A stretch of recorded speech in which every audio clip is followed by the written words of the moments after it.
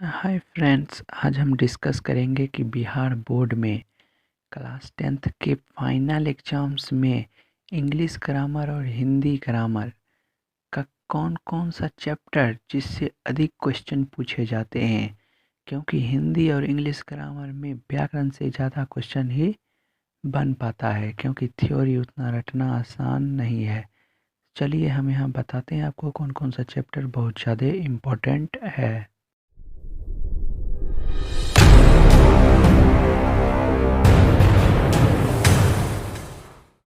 तो फ्रेंड, आप देख सकते हैं कि इंग्लिश में टेंस, वॉइस, नरेशन, प्रीपोजिशन और ट्रांसलेशन जो कि मिक्स रहता है, यह बिहार बोर्ड के लिए बहुत ही महत्वपूर्ण टॉपिक्स हैं। आप इनका कम से कम रिवीजन करके जाएं।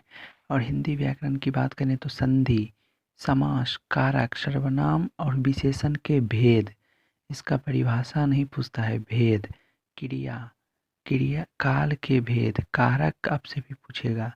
काल के भेद की भेदों की संख्या का मतलब है कि जैसे आपसे कहेगा कि वर्तमान काल के कितने भेद होते हैं। इस टाइप के क्वेश्चन आपके ऑब्जेक्टिव्स में बनेंगे।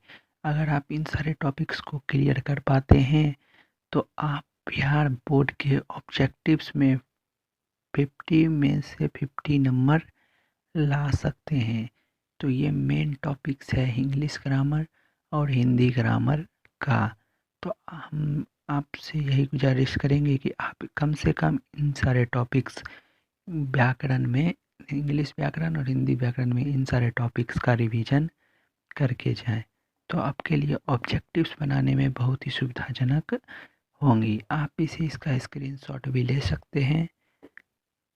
और इस चैप्टर का कम से कम ये सब है VVI चैप्टर्स हैं जो कि बोर्ड में आना ही आना है। बिहार बोर्ड 2023 से 24 के एग्ज़ाम में इससे क्वेश्चन रहेगा ही रहेगा। और आपका अगर ये कॉन्सेप्ट क्लियर है तो आप इंटर यानी 12th के एग्ज़ाम में भी हिंदी ग्रामर और इंग्लिश ग्रामर से इन्हीं टाइप सर क्वेश्चन रहते हैं। तो आप कम से कम ये टॉपिक का बेहतर तरीके से रिवीजन करके जाएं।